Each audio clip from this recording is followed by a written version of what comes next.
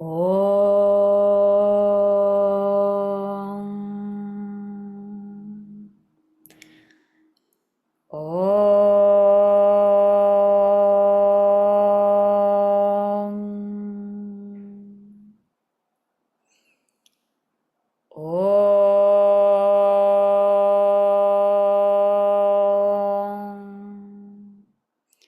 Om Sahana Vavatu Sahanao Bhunaktu Saha Viryam Karavavahai Tejasvinavadhitamastu ma vidvishavahai. Om Shanti Shanti Shanti. Samasta Jana Kalyane Niratam Karunamayam Namami Chinmayam Devam Satgurum Brahma Vidvaram. Namah Shri Shankarananda Guru Padambu Janmane Savilasa Mahamoha Graha Graseka Karmani. Okay, so let's read verses 22 to 27. Okay. Panchakosha parityage sakshi bodhavasheshataha swaswarupasa eva syat shunyatvam tasya durgatam asti tavat svayam nama vivada vishayatvatah swasminnapi vivadaschet prativadyatra ko bhavet. Swasattvatu na kasmaichit rochate vibhramam vina ata eva shrutir badham brute cha sattvavadinaha asad brahmeti chedveda svayam eva bhaved asat atosyama bhudvedyatvam svasattvam tvabhyupeyatam. Īdṛk tarhiti chet prichet īdṛk ta nasti tatrahi yada nīdṛk atādṛk cha tatsvarupam dinishchinu. Akshanam vishayastvidrika parokṣastādrikuchyate vishayīnaksha vishayaha Svatvatnasya parokṣata. Okay, so what has happened so far, it said that when the 5 koshas are dismissed to be the not self, then what remains is the witness. So that is what remains, it is the sakshi. And if the opponent says no, non-existence remains, shunya remains, then the question is, if non-existence remains, then you are not there. Then you're not there. Then there's no one to argue with because you're actually not there. If you say you are there, if the opponent, meaning the opponent, if you say you are there, then we're both on the same page because existence is. But if you say you're not there, then there's no one to argue with. So case closed. So therefore, existence is.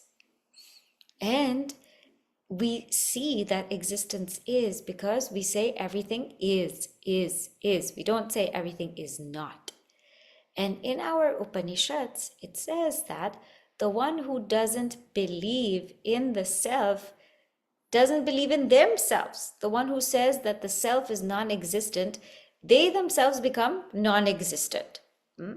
Because to even say that the self is non-existent, we need the self, right? So therefore, it is established that the self is, and it is not existent, it is existence, it is pure being. Now, after establishing that the self is pure being, is pure existence, a question comes as to what is the nature of the self. And so in verse 26, it says, If you ask, īdṛk, what sort of thing is the self? It is not īdṛk, anīdṛk. It is not like this, and a tādṛk. It is not like that.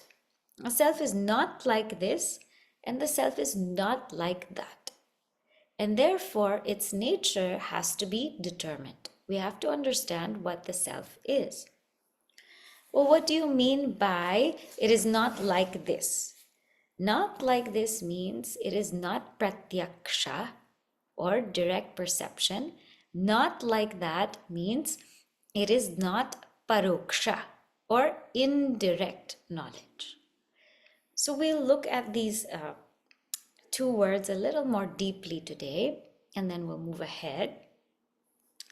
So when it says the self is not like this, means it is not an object of direct perception. So it is not something that we can see, hear, smell, taste, touch. Why? Because it doesn't have any of those gunas, doesn't have any of those attributes. The self doesn't have a form to be seen, or a sound to be heard, or a smell to be smelt, or a taste to be tasted, or a texture to be touched. So it is not, it doesn't have any attributes, so it cannot be an object of direct perception, which we cognize with our sense organs. Then it cannot be something that is indirect, known through indirect knowledge, or what we call parokṣa. Now, this parokṣa has 6 means of knowledge, right? So we will analyze one by one why the self cannot be perceived by these means of knowledge, what we call parokṣa. The first is Anumāna, or inference. Now, with inference, what happens is we know that it depends on direct perception. Wherever there is smoke, there is fire. And this is because I have actually experienced smoke and fire together before. So I have experienced two things before through direct perception at the same locus. I have experienced it before at the same locus, and therefore now when I see smoke, then I infer that there's a fire. I have not seen the fire, but through inference, I infer there is a fire. So now, let us say we make some kind of inferences in our inquiry that wherever there is an experience, there is an experiencer. That's also an inference. Yeah? Wherever there's an experience, there's an experiencer. Because we always experience these two things together, experienced and experiencer. Or I make an inquiry or an inference that every time there's a thought, there's awareness behind the thought. Because every time there's thought, there's awareness behind it, imbued in it. And these two are always together. So when there's thought, there has to be awareness. When there's something experienced, there has to be an experiencer. So these inferences are great, and they are great tools in Vedanta. We can use them. But remember, they can only take us so far. Because even if I use experience to infer that there's an experiencer, or I use thought to infer that there's awareness, I still don't know that awareness is me. I still don't know the nature of that awareness. It's still remote. So what I am getting is still parokṣa. It is still indirect, because although I sense that there is some kind of experiencer, there is some kind of awareness, that knowledge is very different from I am that awareness. It's very different from that. So yes, we can use inference to get to a certain point, but after that, we have to drop everything to realize the self. It's like, that pole vault, that jump, that long jump. You hold the mind, and all the logic, all the inference, all the postulation is in the mind. You hold the mind to get to a certain point, but after that, one has to leap over the mind. And that leaping over the mind is a direct realization. That is not logic. Because logic is only the realm of the mind. So the actualization, the realization of the self comes when the mind is leapt over. We leap over it. So yes, we can use it to say there is something there. There is something there. I can infer it. I can understand that there could be something there. But to really, truly recognize what it is, even the ego who's saying there's something there, that ego has to dissolve. So it's two very different things. It is like in the story of the 10th man, at one point, the person recognizes there is a 10th man. Okay, there is a 10th man. Great. But when the person says, I am the 10th man, two very different things. So inference can only get us an indirect comprehension of the self. It is a technique that can be used, but it's also a technique that has to be dropped. Because logic cannot reach the self. It's beyond the mind. So logic cannot go there. Can help, cannot go there. Now, the second is if we talk about comparison, right? We say Upamāna. So Upama means comparison. And if we try to use comparison for Brahman, there's nothing that can compare to Brahman. Right? Brahman is it. There's only Brahman. There's nothing else. Brahman alone is. So what can exist that can be comparable to Brahman? And another thing is comparison is also based on direct perception. I see an orange and I tell somebody I want a clementine. So go to the grocery store and get me something that looks like an orange but is smaller. So again, comparison is also in the realm of the direct perception and the mind. But what I can do is I can say that, like even in our Upanishads, I can say that just like there's only one clay, and that one clay, there are many forms. There's a pot, there's a pitcher, there's a glass. Like that, there's one Brahman, and there are just many different names and forms. It's just one substance, clay, with a multitude of names and forms. It's one substance, Brahman, with a multitude of names and forms. So I can use this technique, but it's also not going to help me realize the self ultimately. It is still an indirect cognition, even if I use comparison. Then we have what is called Arthāpatti. Arthāpatti is postulation.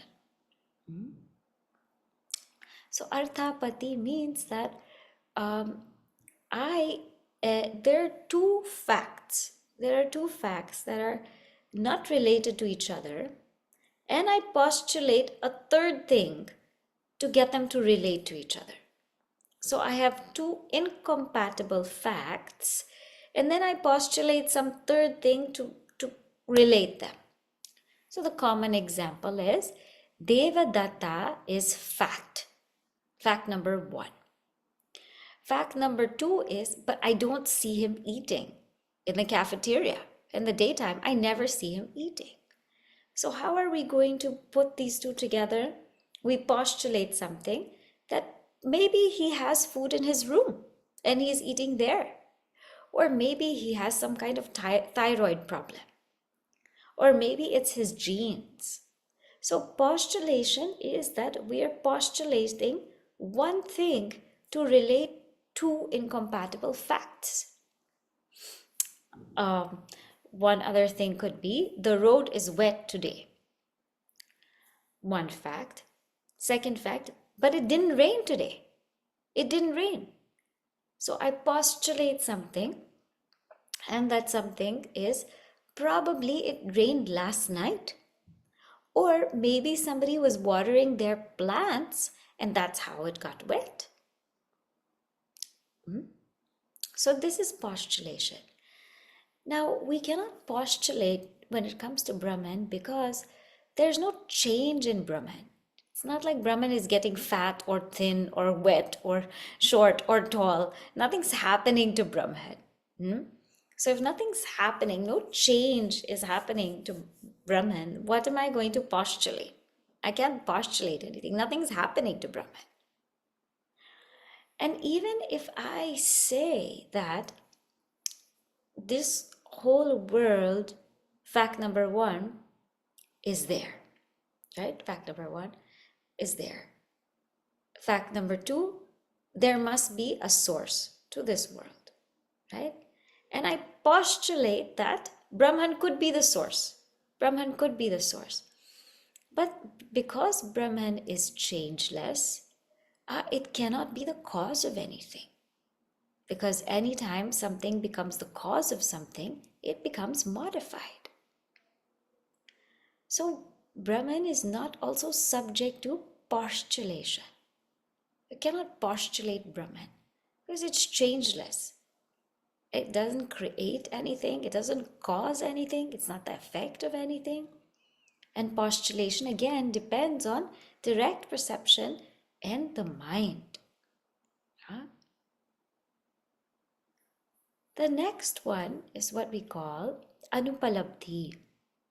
Anupalabdhi means that knowledge through absence. Knowledge through absence. So let us say today you are present here, but in the next class you are not present. So because I know that you were present last week and next week I recognize then your absence. Next week I will recognize your absence because I've seen you present before and now you're absent. But the thing with Brahman is Brahman never becomes absent, right? There's no absence of Brahman. So we cannot also know Brahman through absence. So among the parokṣa, among the indirect means, we saw Anumāna or inference, Upamāna or comparison, Arthāpatti or postulation, and Anupalabdhi, knowledge through absence. The fifth one is called Śabda. Śabda means verbal testimony. And in this, there are two fields. One is called Laukika Śabda, and one is called Alaukika. Laukika means that verbal testimony which is with regards to the world. Alaukika Śabda pramāṇa means that verbal testimony which is with regards to things beyond the world. So verbal testimony with regards to the world, an example is news. News, I am not seeing, let us say they say that there was some accident somewhere. Now I am not seeing that directly in front of me. I'm not directly cognizing it, but I'm hearing it through a source, a verbal testimony. And when I hear that through a verbal testimony, that is called indirect knowledge. It's called Śabda pramāṇa, because I'm hearing it through somebody else. Or when somebody is talking about somebody else. It says, oh, you know, this person got married, right? So I'm not seeing the marriage in front of me. I'm in a totally different place and time, but I'm hearing that this person got married. That's an indirect knowledge for me. And when we say verbal testimony that is beyond the world, alaukika, it means the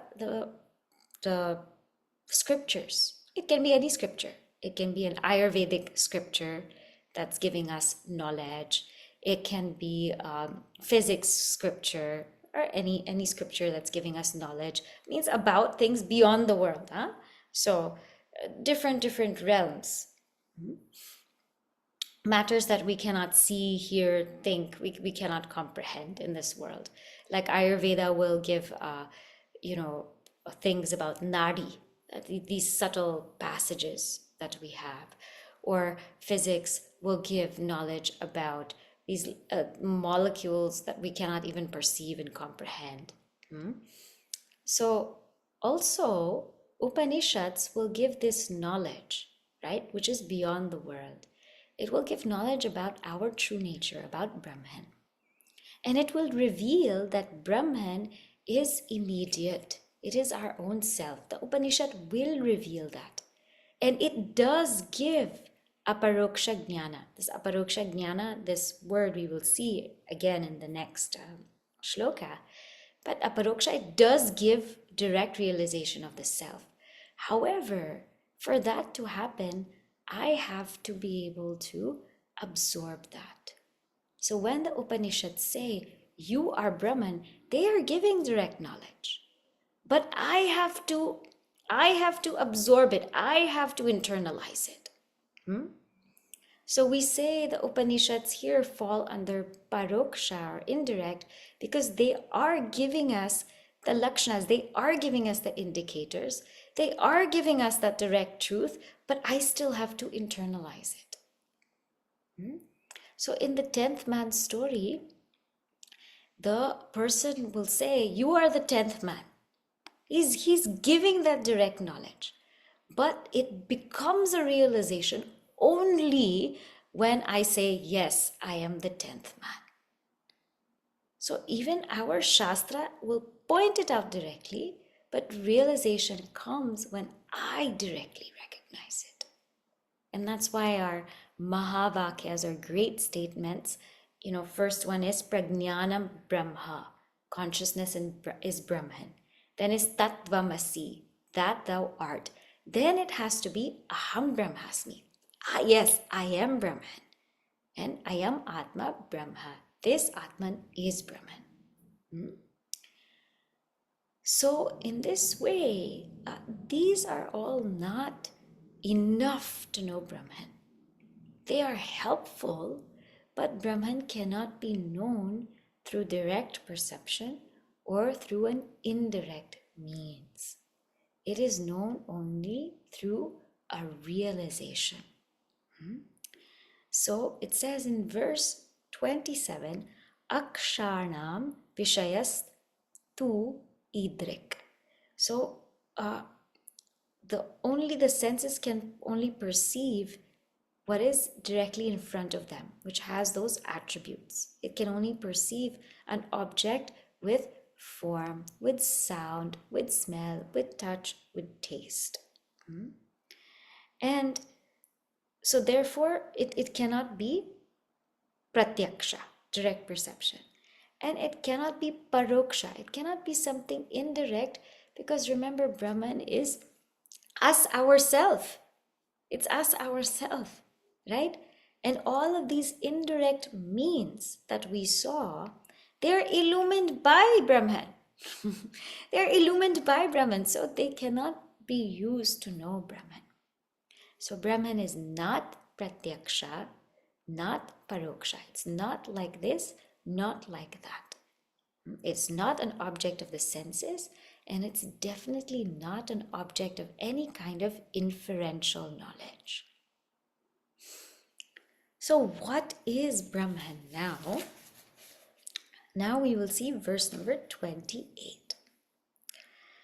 Avedyopya parokṣottaha, avedyopya parokṣottaha, svaprakāśo bhavatyayam, svaprakasho bhavatyayam satyam jnanamanantam cheti satyam jnanamanantam cheti astiha brahmalakshanam astiha brahmalakshanam avedyopya parokṣotaha svaprakasho bhavatyayam satyam jnanamanantam cheti astiha brahmalakshanam. So what it says here is avedyaha. So though avedyaha api, though it cannot be made an object, avedyaha, it's not an object, aparokṣataha, still the self is felt directly. Aparokṣataha, it's aparokṣa. Swayam prakasha, and it is self-revealing. Swayam prakasha. Bhavati ayam means ayam, this self. Swayam prakasha bhavati is self-revealing. Satyam, it is existence. Jnanam, consciousness. Anantam, it is infinity. Chet, it is, because it is existence, consciousness, bliss. Asti iha, all of this is Brahma Lakshanam. All of these are the indicators of Brahman, which are here itself. So though it cannot be made an object of knowledge, the self is still felt very directly. So it must be self-revealing. Existence, consciousness, and infinity, the indications used for Brahman, are all present here also in the self. So what does this mean? First, we will see this word aparokṣa. So very often in our scriptures, we will find that the self is aparokṣa. Parokṣa means it is not pratyakṣa, it is not parokṣa, it is not directly perceived, and it is not known through any indirect knowledge. Now, when something is directly cognized as an object, pratyakṣa, just think about how many means are there. Okay, so let us say if I want to know this bottle, I want to see this bottle. Just for me to see this bottle, how many things need to be there? Consciousness, the mind, the eyes, light, and the bottle. So just see, for direct perception to happen, 5 things have to come into play. Consciousness, mind, eyes, light, and the bottle.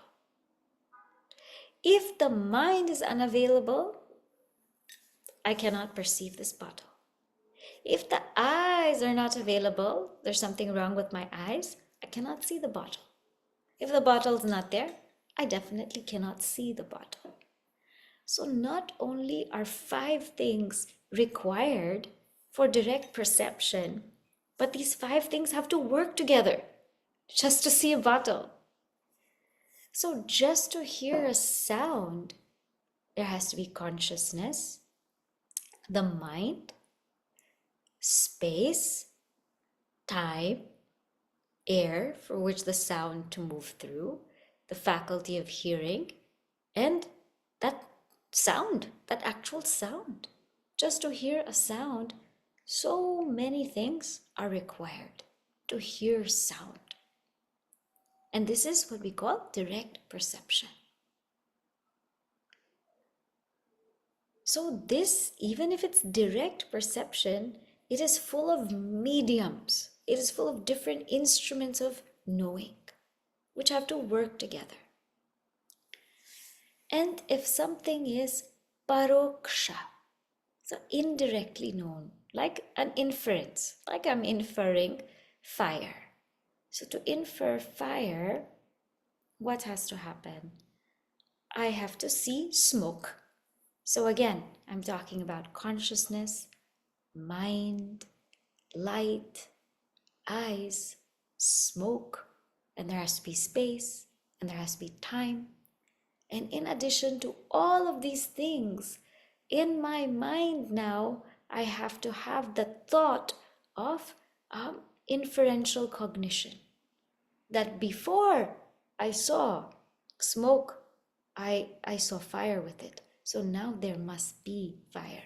So there's an extra step when it comes to inference or comparison or postulation that I have to think and just quabble. I have to just think about it in my mind. And so this is called indirect knowledge because I'm not directly perceiving it, but it's full of mediums, full of instruments that have to work together to just have that cognition. I'll just see that. And to have that cognition also, these cognitions, they change, right? So first I'm perceiving a bottle, then I'm perceiving the computer, then I'm perceiving this book, or first I'm thinking about smoke and fire, then I'm thinking about a vacation, then I'm thinking about some knowledge. So all of these change. But with the knowledge of the self, it is called parokṣa, means it's immediate. There is no medium required. It's immediate. So all those things I do not need. I do not need consciousness because it is consciousness. I do not need my mind. I do not need any sense organs, nor do I need light, nor do I need time, nor do I need space, nor do I need to voice it out, nor do I need any object in front of me. I don't need anything. It's immediate. I am, it's immediate. If somebody asks you, are you there? You don't have to see yourself. What do we say? I have to check. And there won't even be a thought that, let me think, am I here or not? It is so intuitive and natural that without even saying, I am is there. Without even saying, I am is there. This is what it means by parokṣa. It is immediate knowledge. It's not like this, it's not like that, because it is I. That's why. That this can become that. That bottle in front of me can become that, something that I hear of. That wedding that I heard of can be in front of me, that can become this. But the I is that which never can become this nor that. That is you. Parokṣa. It is so immediate, it is you. That if we try to grasp it, we lose it because it is you. So we can never lose it. And it's never changing. And it is even beyond space and beyond time. And that parokṣa is swayam prakāṣa. It is self-revealing. Like, question always comes, what reveals the self? This happens because we are so used to knowing something as an object. We think that in the world there's only one way of knowing. And the one way of knowing is objectifying. Well, the self is just knowing as it is. It's not knowing something, it's knowing as it is. And we don't know that because we've never experienced something like that. Everything is known as something, but nothing is knowing as is. So imagine a room with a light, okay? Now that light is revealing everything in the room. it's revealing the computer, it's revealing the bottle, it's revealing the book. But isn't it also revealing itself? Do we need another light to light that light? No, it's revealing everything, but it's also revealing itself. And whether the chair or the bottle or the computer are there or not, it is still self-revealed.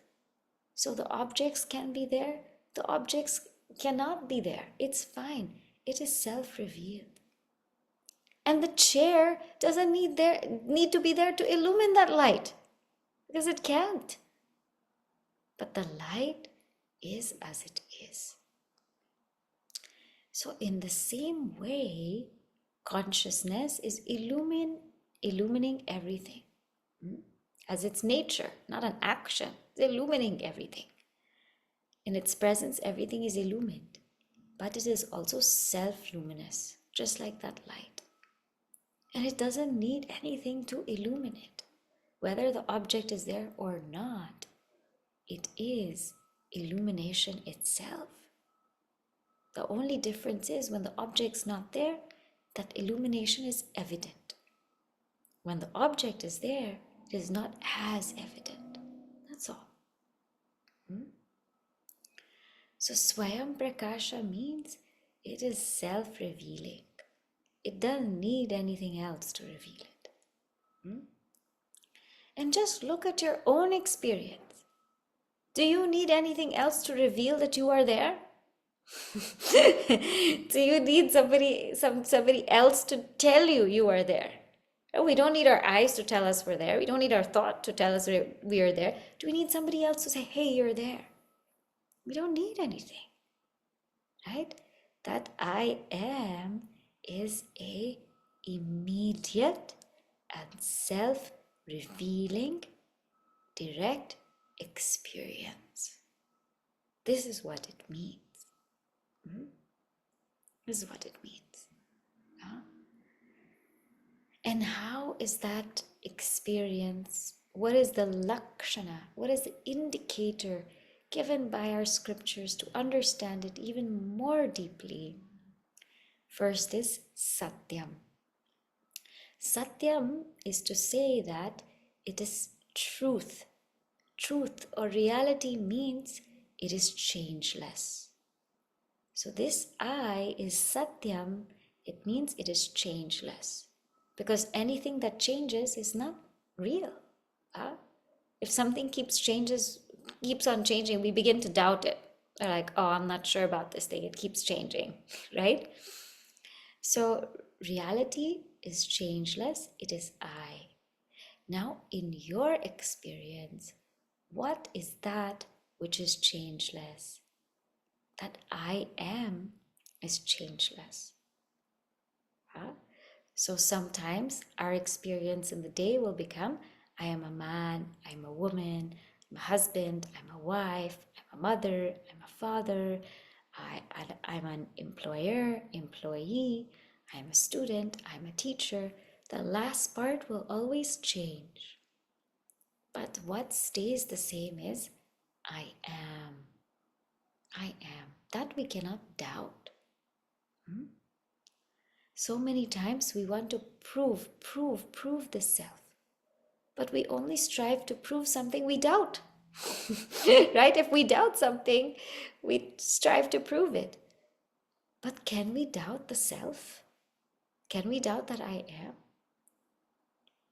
If we cannot doubt it, why are we proving it? The self-established. It is swata siddha. So I am, that is changeless. That is satyam. The body's changing, mind's changing, ego's changing, all of it is changing. But that I am is steady. Satyam. And it is jñānam. That I am is a knowing. It is an awareness. So that being or satyam is an awareness. It is not knowledge of something. It is not like I know this book, or I know this bottle, or I know this pen. It is just illumination. It is just consciousness. So it is not a thought modification, rather it's the illumination of thought. Because why? Thought modifications change. First I know a bottle, then I know the phone, then I know the computer, then I know the laptop, then I know the book. This thought modification changes, but illumination doesn't. It's a constant awareness. Thought modification also dissolves in deep sleep, but this awareness is constant. So this I am is a constant awareness. That's what is meant by jñāna. Jnana. And just to even make things much clearer, it is anantam. Anantam means it is infinite. Because one might think that, okay, I am, and I am awareness. But I am aware of something. I am aware of something. I'm illuminating something. I'm illuminating this book or this floor or this house. No, no, no, no. I am illuminating myself. I am appearing as that. There's only I. Anantam is to tell us that there's actually no division. It's not even that I am illuminating this or I'm illuminating that. It's I am appearing as this or that. It is only I. There's no division. It's infinity. It's infinite. So whatever thoughts we feel we're illuminating as Sakshi, I alone am that. Whatever object we feel we're illuminating, I alone am that. I am awareness, and I am all. I am everything. I alone am. So I am awareness. I alone am. I alone am. So if we take this to a deeper level, it says this is Brahma-lakshanam. Brahma-lakshanam, we saw this also in the Bhagavad Gita, that I am, meaning I am the substratum of the entire world. I am existence. I am awareness, meaning I illumine the entire world. And further, Ananta, Sat Chit Ananda is Ananta. I alone am actually appearing as the entire world. So there's no even two. It's only one. It's only one. This is the nature of that pure awareness, consciousness. This is I. This is the Lakshana of Brahma. Okay? So I'll just summarize in a few words what we've done today, and I think this is enough thought for us to just rest in. Brahman, which is I, is not like this, not like that.